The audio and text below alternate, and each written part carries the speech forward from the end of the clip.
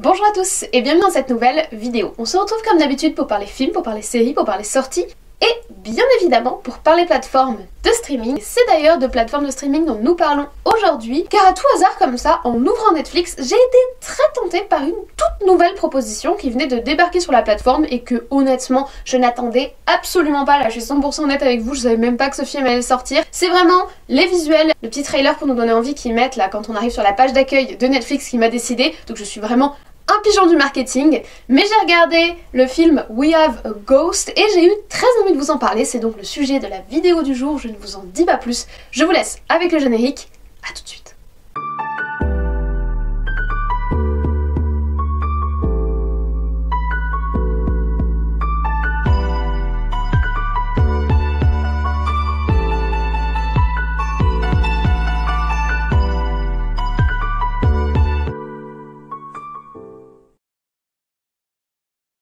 Alors, le film We Have a Ghost est un film Netflix qui est donc sorti le 24 février 2023 sur la plateforme, c'est-à-dire vendredi dernier si vous regardez cette vidéo le jour de sa sortie. Il dure 2h07 donc c'est quand même un gros morceau, c'est pas pour le coup une habitude de la plateforme. On en parle souvent des durées de films sur la chaîne, c'est vrai qu'au cinéma on va de plus en plus vers des films de 1h45, 1h50, 2h, 2h15 qui devient une norme, mais pour la plateforme Netflix on est généralement sur des films de 1h30, 1h40. Proposer pour Netflix un film de 2h10 presque, c'est quand même assez audacieux, notamment vu de la thématique qui est abordée par le film. En effet, nous sommes sur un film de type horreur comédie, ce qui est une alliance plutôt originale, assez audacieuse, que personnellement j'apprécie, qui est déjà assez répandue, nous avons les classiques Shaun of the Dead, etc. Mais c'est une alliance qui est aussi assez risquée, parce que arriver à créer à la fois un climat de peur et d'aborder des thématiques de l'horreur en apportant un aspect humoristique et comédie, c'est un équilibre qui est assez difficile à trouver. Cependant, c'est un équilibre que le réalisateur du film a déjà su trouver dans ses précédentes productions. En effet, à la réalisation, nous avons Christopher Landon. Il s'est notamment fait connaître pour des films purement horrifiques, puisqu'il a travaillé sur une grande majorité des films de la saga Paranormal Activity, que personnellement j'apprécie. Bon, malheureusement, il était à la réalisation de l'un des films que j'ai le moins apprécié de la saga, qui est Paranormal Activity The Marked Ones, mais il faisait partie des équipes de production à partir de Paranormal Activity 3, et il a notamment participé à la réalisation du tout dernier Next of Kin, que j'ai beaucoup apprécié et dont je vous ai parlé dans une vidéo, 10 films que je vous ai cachés. Mais au-delà de l'horreur brute, la spécialité de Christopher Landon, c'est l'horreur comique, avec notamment les deux films Happy Birthday. Le premier qui est sorti en 2017, le second qui est sorti en 2019, ce sont deux films qui ont rencontré un certain succès et qui ont su trouver leur public. Personnellement, je vais être honnête avec vous, je les ai pas beaucoup appréciés. Happy Birthday, le premier, je trouvais que le concept était sympa mais sans plus, et honnêtement, quand j'ai vu qu'il sortait un 2, je me suis dit vraiment que c'était pour surfer sur le succès du premier, et j'ai pas trouvé qu'il apportait grand chose de plus, il gardait en gros le même concept. Et ce concept comédie-horreur, il l'a également développé en 2020 dans son film Freaky, que là pour le coup j'ai vraiment pas apprécié. En soi, c'est un spécialiste de la comédie horrifique dans le sens où il a déjà fait plusieurs films qui s'inscrivent dans ce registre, mais ses précédents films, personnellement, il m'avait pas vraiment séduite. À part Happy Birthday, le premier film qui avait quelque chose de sympa et d'un peu frais, j'ai trouvé que pour le reste on était sur un concept plutôt répétitif. Cette fois-ci, pour son We Have a Ghost, il mise sur un casting assez fort, probablement dû au support de Netflix qui est là à la production. On retrouve ainsi Anthony Mackie qui incarnait Falcon, évidemment dans la saga du MCU, du Marvel Cinematic Universe, et qui est maintenant notre nouveau Captain America. Et au-delà du MCU, on a également pu le voir en 2020 dans le film The Banker. À ses côtés, on a le plaisir de retrouver David Harbour, qui est l'une des figures de la grosse saga de Netflix qui est Stranger Things, et qu'on a également pu beaucoup apprécier ce Noël dans le film, pour le coup, comédie-horreur qui a très bien fonctionné sur moi, qui était le film Violent Night. Mais sa carrière va bien au-delà de ça, il était dans le MCU, puisqu'il a incarné le père un peu nul du film un peu nul de Black Widow, qui a ouvert la terrible phase 4 du MCU. C'est pas vraiment un beau palmarès, mais en soi il était lui aussi dans le Marvel Cinematic Universe. Il était en 2016 dans le DC Universe, puisqu'il était dans le premier Suicide Squad, ou encore en 2005 dans le très connu film Brokeback Mountain. On complète le casting avec le jeune Jai Diallo Winston, qui est lui aussi un acteur dans les petits papiers de Netflix puisqu'il était dans le film Everything Sucks en 2018, et on a aussi pu le voir en 2007 dans le film Sous un autre jour, et en 2020 dans le film Baltimore à minuit. Bien qu'il y ait de nombreux autres personnages secondaires, il y en a un en particulier sur lequel j'ai eu envie d'insister, c'est la présence au casting de Tig Notaro, qui est une humoriste américaine qu'on avait déjà pu voir dans le film Netflix Army of the Dead, ou alors entre 2015 et 2017 dans la série dont elle est l'héroïne, One Mississippi. Donc voilà un petit peu pour le casting, il est assez éclectique et très empreint de la marque Netflix. On retrouve ainsi majoritairement des acteurs et actrices qui étaient déjà dans les petits papiers de cette marque de distribution et de production de streaming. Mais pour être honnête avec vous, c'est ni le nom du réalisateur ni le casting qui m'a attiré, c'est vraiment le trailer et le synopsis qui nous est présenté en page d'accueil de Netflix quand on arrive. J'avoue, j'ai été intriguée par cette histoire simple mais efficace qui me rappelait un petit peu ces films des années 2000 qui m'avaient séduite lorsque j'étais jeune. En effet, nous suivons Kevin, un jeune adolescent pleine crise qui déménage avec ses parents, il est pas content de déménager. Bref, le profil classique de l'adolescent pas content, sauf que, aux surprises, la situation va complètement se renverser lorsqu'il va se rendre compte qu'un fantôme habite le grenier de la maison qu'il vient d'acheter. Ce fantôme, il s'appelle Ernest et il ne fait pas peur du tout. Il a même plutôt l'air sympathique avec sa petite veste de bowling et ses sourcils tout tristounés, et en plus il est incarné par David Harbour, ce qui forcément aide à la sympathie. Grâce au fantôme, la famille de Kevin va du jour au lendemain connaître la célébrité et la richesse. Cependant, le jeune homme, lui, s'inquiète pour son nouvel ami Ernest et se demande comment ça se fait qu'il soit coincé dans cette maison depuis autant d'années, et il va donc chercher à l'aider. On est vraiment sur une histoire classique entre Casper, la maison des 999 fantômes avec Eddie Murphy, et quelque chose de presque Ghost Whisperer qui a d'ailleurs été récemment racheté par Disney+. Et j'avoue que cette petite fibre années 2000 a vraiment su m'attirer dans le film. Ceci étant dit, je vous propose de commencer dès à présent et comme d'habitude par la direction artistique et notamment la photographie et la mise en scène de ce film. On est clairement sur quelque chose d'extrêmement classique, c'est-à-dire que la photographie n'apporte pas grand chose visuellement, on n'a rien de très original, et nous retrouvons d'ailleurs l'ambiance néon rouge d'un côté, bleu de l'autre, très typique des productions à la Netflix. Et honnêtement, s'ils avaient pu se contenter du vert et du rouge, ça nous aurait vraiment arrangé parce que plus le film avance et plus au niveau de la colorimétrie, ça ne va pas du tout. La maison est littéralement verte. Alors je suis d'accord que le vert depuis Ghostbusters est la couleur associée au spectre, ainsi que le bleu très clair, mais la maison à l'extérieur de nuit est littéralement entièrement éclairée par des néons verts. C'est pas très élégant, c'est pas très beau, c'est plutôt très cliché et on est presque sur quelque chose de chair de poule-like, ce qui est pas super valorisant. Donc de ce côté-là, et surtout au niveau des lumières, j'ai pas du tout compris ce qu'ils ont fait. Avoir un petit côté un petit peu Stranger Things 4, le monde du paranormal, je peux comprendre, ils font ce qu'ils savent faire, mais là on est carrément de l'autre côté de la barrière avec quelque chose d'extrêmement exagéré et de pas très élégant au visionnage. Après en soi, je suis plutôt sévère ici et il y a quelques bonnes idées, notamment certains plans qui rasent le sol, qui vont se mettre dans des petits coins pour faire le côté hantise, le côté fantôme qui espionne, etc. Mais c'est vrai que vu que la nature du fantôme Ernest est très rapidement dévoilée dans l'histoire, on n'a plus vraiment de suspense à se dire est-ce qu'il est méchant, gentil ou quelles sont ses intentions. À vrai dire, tout est déjà résumé au début du film. Donc de ce côté-là, l'ambiance est un petit peu oppressante que la caméra essaye parfois de mettre en œuvre à différents moments du film alors que c'est plus du tout dans l'ambiance qui est proposée par les personnages et qui est proposé par l'histoire. Je vois l'intention, mais c'est un petit peu hors de propos et il y a vraiment plusieurs moments où je me dis mais le caméraman il a compris ce qu'on raconte ou juste il fait des plans en mode ah, c'est une histoire de fantôme. Parce qu'il y a vraiment des moments où c'est un petit peu déstabilisant, mais en soi ils essayent des trucs et visuellement c'est efficace sans être transcendant, il n'y a pas de grande créativité. Il y a ces côtés un petit peu néons qui sont déstabilisants. Disons que sans être exceptionnel, ça fait le taf. Là où par contre on a quelque chose de plutôt positif mais au sens second degré, c'est dans les décors. On est très clairement dans une maison hantée qui pourrait avoir sa place dans un parc Disney tellement c'est totalement mis en scène. Que ce soit les tapisseries, les chaises à bascule, ces fameuses couleurs dont je vous ai parlé qui viennent plutôt de la photographie et des lumières qui sont choisies mais qui donnent cette ambiance très parc d'attractions, limite très de l'horreur dans les fêtes foraines, vous voyez. Mais en soi on a un décor qui est vraiment pensé avec les murs délabrés, l'espèce de vitrail au centre de l'immense grenier, oui parce que la maison est immense à l'intérieur, petite à l'extérieur, immense à l'intérieur.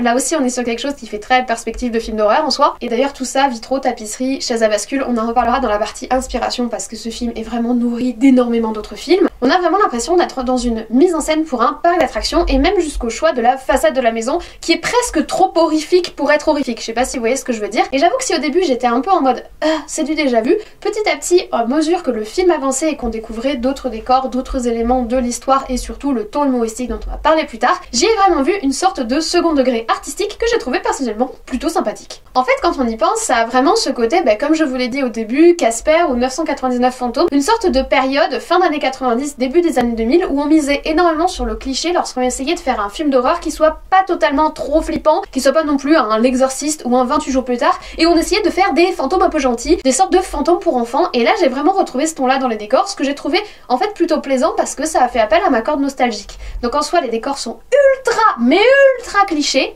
mais la petite fibre nostalgique a fonctionné sur moi. Et tant qu'on est sur les décors et de ce qui fait d'un film d'horreur un film d'horreur, je ne peux pas faire l'impasse sur les effets spéciaux.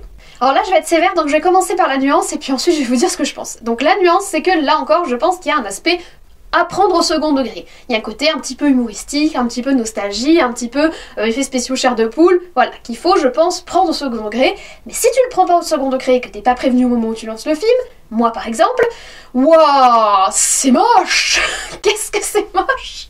C'est très cliché, c'est pas très beau, les insertions numériques se voient vraiment beaucoup au niveau du fantôme Ernest. Le délire de l'emoji fantôme, on arrête tout de suite, c'est hideux. De toute façon, tous les délires avec les emojis insérés dans les films, il faut arrêter, c'est immonde, c'est un mélange des genres dégueulasse, ça fait un petit peu boomer, enfin non, faites pas ça. Ne le faites pas, ne le faites plus, arrêtez, c'est fini. Donc ça, le truc de l'emoji, c'est immonde, on n'en reparle pas. Mais sinon, franchement, au niveau des effets spéciaux autour du fantôme, en soi, c'est bien fait pour un filtre Snapchat de 2015. Je suis même choquée que ça se soit pris de façon réaliste et cohérente dans le film. Je veux dire, moi, tu me mets un fantôme comme ça dans mon grenier, j'y crois pas. Je vois le photomontage, tu vois le photomontage, tout le monde voit le photomontage. C'est pas très subtil, c'est pas très beau, c'est pas beau, c'est pas beau. Mais à la fois, il y a une scène vraiment cool, délurée, second degré, qui a fait que j'y ai vu quelque chose de plus. Déjà, j'y ai vu ces fameuses inspirations dont on reparlera plus tard, cette sorte de filiation, cette sorte d'héritage de plein de films qui mélangent, et j'ai trouvé ça très sympathique. Vraiment en les prenant comme des codes et en les prenant comme des références et pas en faisant du copier-coller, ce qui est assez subtil par ailleurs, et c'est un équilibre qui est difficile à trouver. De ce côté-là, il faut rendre à César ce qui est à César au niveau des effets spéciaux. Et en plus, au moment de cette scène complètement délurée, complètement barrée, où le fantôme fait absolument n'importe quoi, là je me suis dit, ok, c'est pas du tout sérieux en fait. Depuis le début, il y a rien de sérieux dans ce film. Au moment où il y a cette scène, je me suis dit, ouais, ok, c'est du second degré. Et à partir de ce moment-là, je me suis un petit peu détendue sur les effets spéciaux. Et ils sont toujours moches, mais tout le monde sait que c'est moche. Même le réalisateur, il t'a fait... Je sais que c'est moche. Donc en fait, il suffit de se mettre d'accord pour dire qu'ils ne gagneront pas l'Oscar des meilleurs effets spéciaux, ni quoi que ce soit d'autre d'ailleurs, mais ça fonctionne. Et petite parenthèse, c'est pas vraiment un effet spécial, c'est un effet de montage mais que j'ai trouvé cool. Petite partie sur les réseaux sociaux avec plein d'extraits de vidéos qui s'enchaînent, ça m'a fait vraiment rire. Et j'ai trouvé ça vraiment fun. Et j'ai trouvé que pour le coup, il y avait vraiment un côté sarcastique et second degré qui était ajouté par le montage, qui était très cool. Pour compléter la direction artistique, je vous propose d'évoquer la musique. Alors la musique, c'est vraiment un bémol que je ne vais pas nuancer, elle est beaucoup trop envahissante, mais vraiment c'est de la musique cliché de chez cliché de chez cliché, qui vient donc s'accumuler à la couche de clichés qu'on a déjà au niveau du décor, à la couche de clichés qu'on a déjà au niveau des personnages, à la couche de clichés qu'on a déjà au niveau des effets spéciaux, de l'ambiance, des lumières, etc. Là, c'est la couche de trop. Clairement, pour moi, la musique, c'est la couche de trop, elle est envahissante. Elle est forte par rapport au volume des dialogues, ce qui est toujours un peu problématique quand la balance, je crois qu'on dit balance des sons, est pas très bien réalisée, mais en plus la musique n'a absolument aucun intérêt, elle rend ridicule toutes les scènes. Une scène avec un peu d'émotion, elle va arriver, ouh le violon. La musique c'est vraiment le gros lourdeau, et déjà que le film est pas subtil, pour le coup j'ai trouvé ça vraiment tout à fait néfaste, surtout qu'à côté de ces musiques hyper lourdingues d'ambiance, il y a 2-3 musiques sympathiques, notamment les musiques qui sont portées par le personnage principal, mais également lors de la course poursuite là auquel je suis en train de penser. Ces moments-là, les musiques sont bien choisies et ce sont pas des musiques d'ambiance lourdingue. Donc en soi, insérer une musique qui correspond à l'action et qui la rend pas ridicule, ils savent faire, mais ils l'ont pas fait sur tout le reste du film.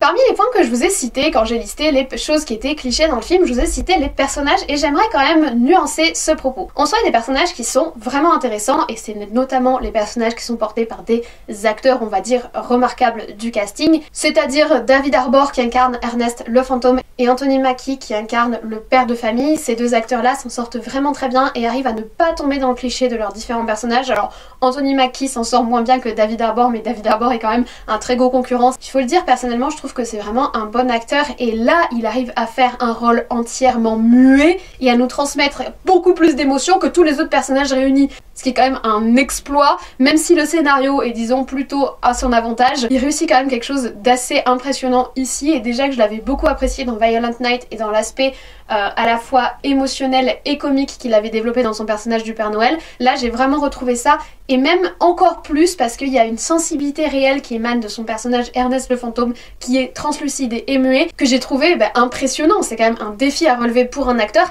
et là il l'a vraiment très bien relevé. Maintenant, au-delà de ces deux personnages là, on a vraiment des clichés ambulants qui ont la subtilité d'une truelle.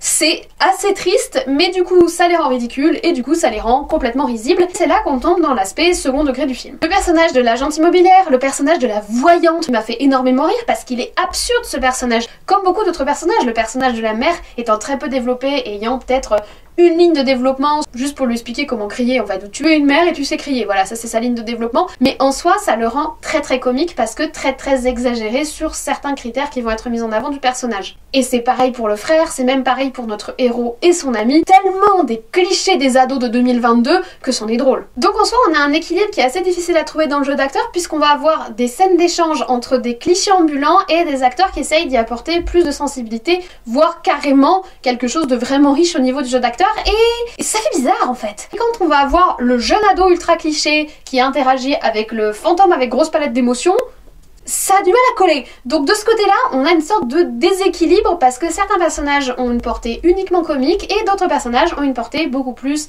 émotionnelle, voire même avec un vrai développement de personnage qui, je pense, vient plus de l'acteur que de l'écriture du scénario. Et je pense que c'est d'ailleurs le moment de revenir sur quelque chose que j'ai avancé durant tout mon avis sur le film et que j'ai envie de développer plus amplement avec vous, c'est cette espèce d'aspect second degré du film que je vais même définir comme un aspect satirique et critique sociale du film.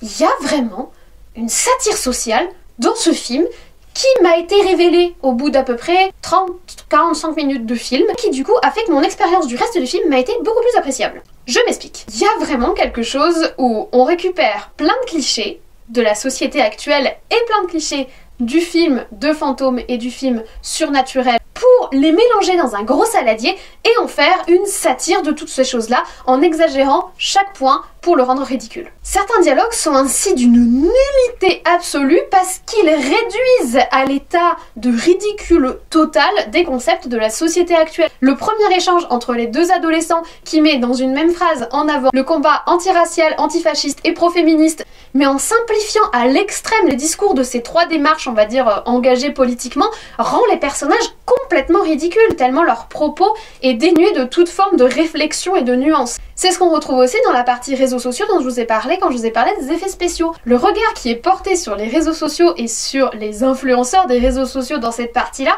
c'est littéralement une critique sociale et c'est littéralement une critique de la stupidité des utilisateurs qui sont tournés complètement en ridicule avec le Ernest Challenge. Le tout en parallèle avec le père de famille qui, parce qu'il a lancé une vidéo qui a fait 1 million de vues, devient un auto-entrepreneur richissime, ce qui n'a absolument aucun sens. Et on retrouve également la même démarche sur les personnages qui incarnent le gouvernement dans le film, où on a vraiment le cliché du groupuscule de la NASA hyper secret qui s'intéresse au surnaturel, avec une attitude à la Men in Black, un petit côté Ghostbusters, et des dialogues qui mettent tellement les pieds dans le plat qu'on a l'impression d'être dans la satire de la satire. Et en soi, c'est un pari de faire cette démarche-là et de pousser le cliché à son paroxysme en espérant qu'il devienne une satire sociale. C'est un pari qui, dans mon cas, a été plutôt une réussite. Parce qu'une fois que j'ai compris que le film présentait toutes ces choses au second, voire au millième degré, je me suis relaxée, je me suis posée et j'ai juste profité du spectacle et profité de la critique de la société que nous proposait le film. Et j'ai apprécié en fait. J'ai apprécié parce que en plus de pas du tout se prendre au sérieux,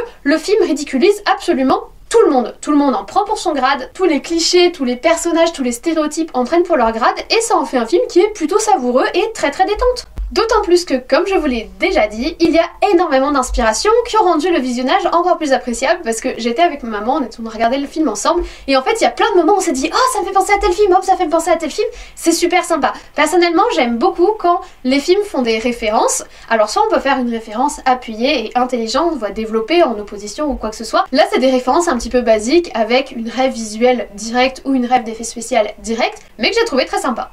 On a évidemment du Casper, comme je vous l'ai dit, on a évidemment La Maison en 999 Fantôme de Eddie Murphy, qui est un film qui a bercé mon enfance par ailleurs et qui était supposé être un film en rapport avec la maison hantée des films Disney, qui va d'ailleurs être réadapté. Ils ont annoncé un nouveau film, The Haunted Mansion, je ne sais pas du tout comment ça se prononce en anglais, mais ils ont annoncé un nouveau film dans cette ambiance-là, autour de cette attraction. On a évidemment un côté Stranger Things, avec les lumières, avec l'ambiance musicale et avec le petit côté Seiya NASA qui est derrière tout ça. On a un petit côté que j'ai trouvé sympathique qui m'a fait penser au film Red Rose, qui est un film génialissime, qui adapte un livre de Stephen King, à ne pas confondre avec la série Netflix toute pourrie qui n'a aucun rapport, et je sais même pas comment ils ont eu légalement le droit d'utiliser le même titre que ce film, mais ça c'est encore autre chose. Mais donc le film Red Rose, c'est un film que j'apprécie énormément, où on a une maison qui s'agrandit toute seule en fait, et qui a l'air petite à l'extérieur et qui est immense à l'intérieur, et ce côté où la maison est minuscule à l'extérieur dans le film et où elle est immense et t'as l'impression que les pièces ne s'arrêtent jamais, on a vraiment certains visuels qui m'ont fait beaucoup penser à Red Rose, de même que le vitrail qui est proposé dans le grenier qui m'a fait penser à certaines scènes majeures de ce film. On a une inspiration directe de l'excellent film Sixième Sens avec le froid et la vapeur là quand les fantômes apparaissent, j'ai adoré. On a une évocation du film La Dame en Noir et plein d'autres films d'ailleurs avec la fameuse chaise à bascule et certains moments où on est dans des entrebâillements et des petits coins de porte. Évidemment un côté Ghost Whisperer comme je vous l'ai dit un peu plus avant dans la vidéo. Mais aussi certains passages qui font penser directement à l'Exorciste, à Mars Attack, ainsi qu'à Ghostbusters, comme je vous l'ai dit. Donc on a vraiment beaucoup de références de la pop culture autour du film d'horreur et du film de fantômes de ces dernières années, et j'ai trouvé ça très cool. Les références ne sont pas des copier-coller, c'est vraiment juste des références, des petits hommages, des petits clins d'œil. Moi j'ai bien aimé, surtout avec le ton second degré du film, ça fait quelque chose de très feel good. Et je pense d'ailleurs que c'est le moment de faire le bilan du film. Honnêtement, j'ai passé un très bon moment devant le film. J'ai passé un très bon moment à partir du moment où j'ai lâché prise sur le côté sérieux. Même s'il y avait évidemment un côté comédie qui était abordé dès le trailer, au début j'ai vraiment pris le film au sérieux. Et c'est qu'au bout d'une trentaine de minutes que j'ai vraiment réalisé que c'était une satire sociale, un film à prendre au second degré, qui cherchait à nous faire rire en jouant sur les stéréotypes et les références. Et à partir de ce moment-là, honnêtement, j'ai passé un très bon moment. On est sur une sorte de feel-good movie à regarder en famille ou entre amis, devant un gros seau de popcorn, sans vraiment faire attention au scénario, sans vraiment faire attention aux lignes de dialogue, ou même à l'histoire qui est extrêmement prévisible et cliché, mais devant lequel tu vas passer un bon moment parce qu'il y a des scènes qui sont sincèrement drôles, des personnages dont le stéréotype est tellement poussé à l'extrême qu'ils en sont ridiculement risibles, et des propos sur la société qui font pas de mal au final. C'est des propos que tout le monde partage. Les défis sur internet c'est ridicule et on a tous la ridicule quand on les fait et tout le monde le sait et ça fait rire tout le monde alors qu'en soi on rit de nous-mêmes et on rit de notre propre société. Mais pour le coup comme le ton est léger et n'est pas du tout dans le jugement, ça passe super bien et au final les décors, les effets spéciaux qui paraissent ridicules de prime abord, quand ils s'inscrivent dans l'intégralité du propos du film et dans le ton général humoristique et décalé du film, ça marche très bien. Donc est-ce que je vous recommande ce film? Oui, pour passer un bon moment, une bonne petite soirée tranquille en famille ou entre amis, sans prise de tête. Alors oui, c'est loin d'être un grand film, c'est même très loin d'être un film d'horreur, c'est simplement une comédie satirique, mais c'est une comédie satirique très sympathique. Voilà, je vous remercie d'avoir regardé cette vidéo sur We Have a Ghost jusqu'au bout, j'espère que vous l'avez apprécié. Peut-être que je vous ai fait découvrir le film parce que comme il n'y a eu aucune communication autour du film, moi-même j'en avais pas entendu parler avant. Donc peut-être que je vous fais découvrir le film par cette vidéo et j'espère vous avoir convaincu de le regarder lors d'une petite soirée chill. Ou si vous voyez cette vidéo avant de voir le film, vous le prendrez pour ce qu'il est dès le début. Mais voilà, j'espère que vous avez apprécié cette vidéo. Si c'est le cas, vous connaissez la chanson, vous pouvez laisser un petit like, ça fait toujours plaisir, ça me soutient dans ce que je fais et ça aide YouTube à référencer la vidéo de la même façon que les commentaires juste en dessous. Donc n'hésitez pas à en laisser pour me dire si je vous ai fait découvrir le film ou pas, si vous l'avez déjà vu, si vous l'avez apprécié, si vous avez vu les mêmes références que moi lors du visionnage. Laissez-moi tout ça en commentaire et tant que vous y êtes, vous pouvez également vous abonner, c'est gratuit, c'est juste en dessous, ça fait plaisir, ça me soutient et vous pouvez activer la cloche pour être tenu au courant des sorties de vidéos. Les grosses vidéos c'est 2 à 3 fois par semaine et le reste du temps il y a des petits shorts sur des épisodes de série ou autres. Moi je ne vous embête pas plus, je vous souhaite dès à présent une très bonne journée, une très bonne semaine, de très bons visionnages.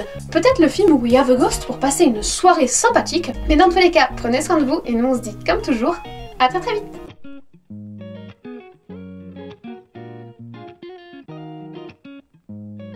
Alors là la question c'est est-ce que ce micro capte et est-ce que mon logiciel capte.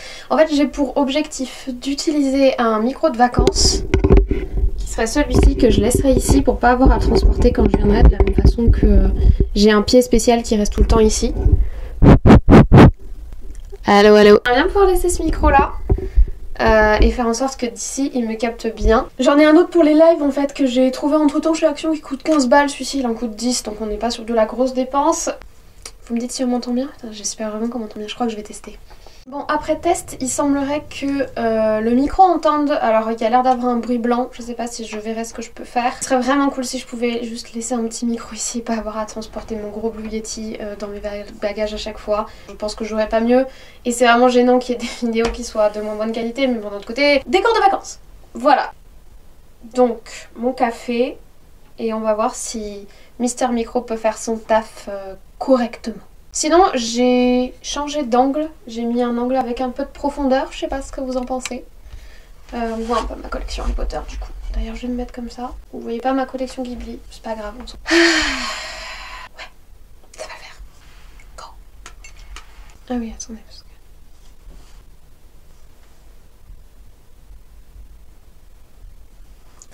On complète le casting avec le jeune Jai Diallo Winston.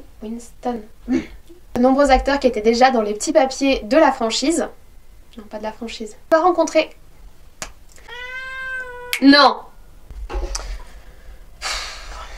Un filtre Snapchat de 2013. Je sais pas si 2013, si en 2013 Snapchat existait, mais... Ce fut laborieux, ce fut laborieux, ça fut laborieux.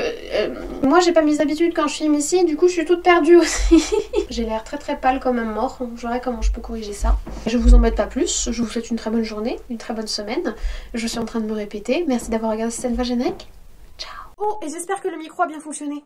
Je ne sais pas, je verrai au dérochage. Enfin en tout cas je sais qu'il a bien été branché à mon téléphone, mais j'espère que le captage de son était bon et pas trop dégueulasse, et pas trop avec du bruit blanc. Bref, je verrai tout ça au montage.